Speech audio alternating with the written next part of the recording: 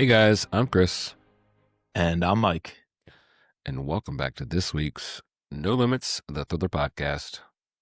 What's up today, Mike? We've got a Chris Hauty book. And whenever we have a Chris Hauty book, you know we're going to have a good time. And this one is a thrill ride right to the very finish.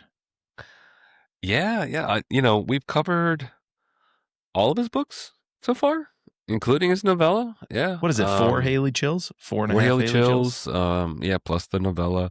Yep. This one, we're eagerly waiting the next Haley Chill book. When I found out that, he was having a new book come out and it was not going to be in the Haley Chill universe, little disappointed, super intrigued by this, JFK assassination setting. And so, just to give a little bit of a spoiler-free, exposition, let's dive in. Let's see what the people are saying.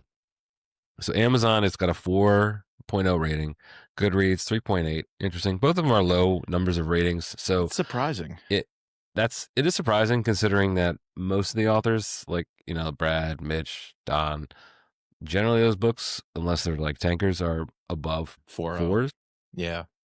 But there's some times where we see a score on Goodreads and it's like, really? You think it's that? Goodreads is where the super like nerds go, Yeah, so and if you people and if you love like an author, you're gonna go on and just give them a 5 out of 5, right. So, or if you got a free advanced copy of the book. Yeah, exactly. I mean, that's part of like the shtick. But so anyways, the little blurb on this is set in present day. A disgraced former Secret Service officer and a Jesuit professor join forces to delve into the mysteries surrounding the events of November 22nd, 1963. Fixated on deciphering the conspiracies behind the history-changing assassination, they are oblivious to the fact that the cabal is still active and may face an end as bloody as the carnage in Dealey Plaza. Will they be able to uncover the truth in time, or will it become 2 more footnotes in history? I mean, just the tagline of like, disgraced Secret Service officer with a Jesuit priest. Boom, sign me up. You got me. You got me. As I was reading this book, I took down these notes. I was like, this is Boondock Saints meets No Country for Old Men. Oh, very much so. Meets National Treasure. Meets National Treasure, meets Da Vinci Code. Completely. At times, I thought we were reading Dan Brown. Hunting. Yeah. I thought I was reading Dan Brown or Steve Berry or even Brad Thor. It kind of had the pacing and the plotting of these two protagonist main characters, each with their own quirks and a plenty amount of humor and witty dialogue along the way. And it's all about tracing down clues, historical events that give them these clues, little cryptography they have to decode. And I think there's action throughout this book that's nonstop. And it's also a chase story because the villain is right on their heels every time, leaving a path of destruction.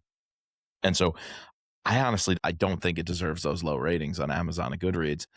It's a thrill ride through and through. It's very much in the same genre of the pop thrillers that we love, especially those ones tinged with a little bit of faction, that where history and fiction meet. Yes, I'm going to push back on that a little bit. Like, okay, we're not getting into the nitty gritty yet, but I liked it. I didn't love it, and I guess I'm having some reservations about it, mainly because of, a lot of it felt like National Treasure Light or Steve Berry Light, but at the same time, I appreciated like Chris Hauty. You could definitely tell like Chris Hauty was putting himself and his spin on like him wanting to do this kind of stuff. Obviously bringing in the bad guy from No Country for Old Men or that kind of things. But there was just some stupid stuff, and we'll discuss it like once we go spoilers. But there was just some stuff that I'm like, this doesn't make any sense at all. Like these guys this wouldn't happen, Whereas I don't know, maybe I'm just not suspending my disbelief enough. But I don't know. Did you never come across something like that? No, I'm going to 100% agree with you because I will absolutely praise this book for the action, the plotting, the pacing, and I will even say the character development.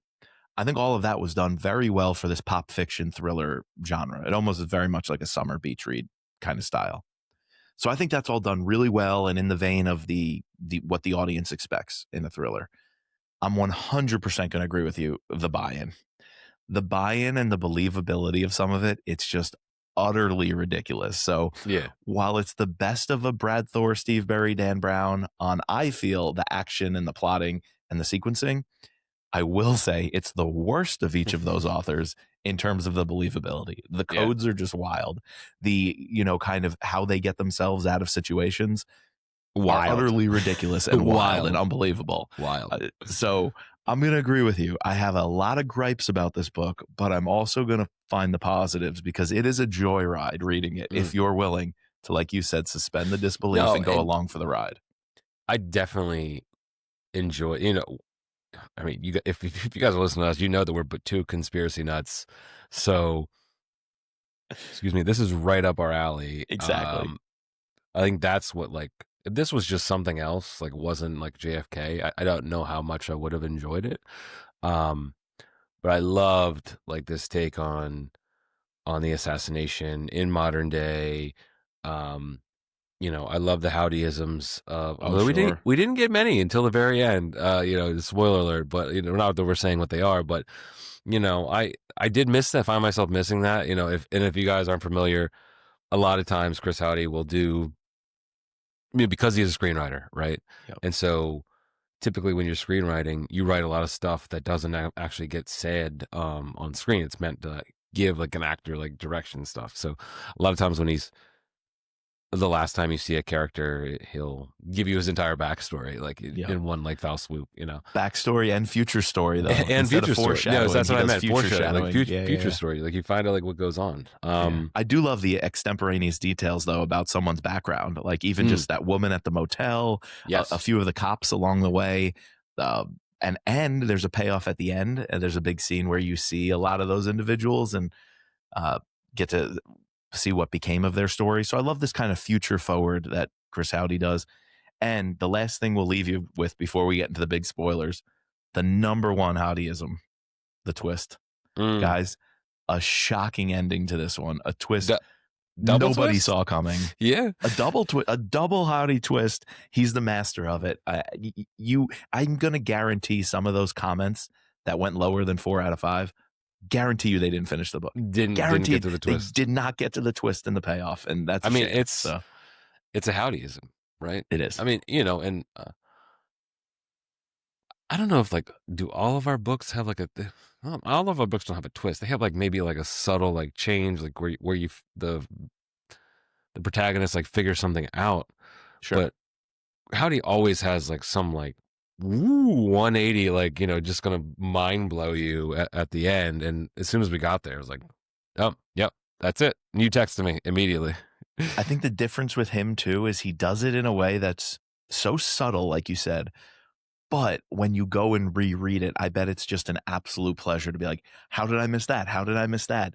There was a little clue here, a little clue there. I think he also plants seeds along the way that you never see coming. So it is a major twist. It's a huge turnaround, but at the same time, you're almost in a position to buy it, to believe it. Like he sold it to you along the way. He's a great salesman. And we've only talked to him once. I would love to ask him if like, when he's writing, does he know the twist in the beginning? Yeah.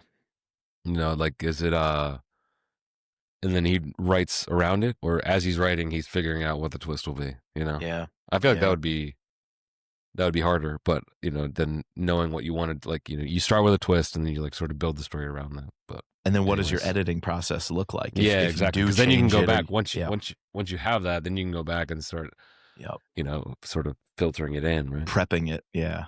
But you have to do that in a way that's natural. You can't do doesn't give it away. It's not jarring. It's not too much. It's not too little where you don't see it. Yeah. Sometimes you're blindsided by it, but it's always done very tastefully. I feel like his twist usually. Deep State. That's the big one. I was absolutely blindsided by that. The second one too, though, with Haley Chill's friend. So we'll leave it at that. Love the Haley Chill universe. Absolutely. We're delving into spoiler territory. So I think this one also is unique in that it's so different. It's so out there in a sense. If you're willing to take it for what it is and recognize this is going to be like a mid-level book, but still just go and enjoy it, I absolutely would recommend it. It's not like I would not. If you tell me you're a fan of Brad Thor, Steve Barry, Dan Brown, National Treasure, Indiana Jones, I'd be like, oh, are you also interested in JFK assassination conspiracies? I got the book for you.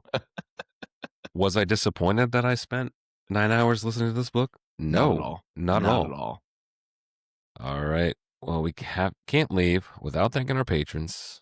Our deputy directors, Sherry F. and Brad E., our special agents, Adam, Mike, Ben, Daryl, George, Matt, Dawn, and Chris. Like Mike said, you can find us at thrillerpod.com. Please subscribe to all 3 seasons or look us up on Twitter and Instagram at Thriller Podcast. And as always, just like Cal, be Cal.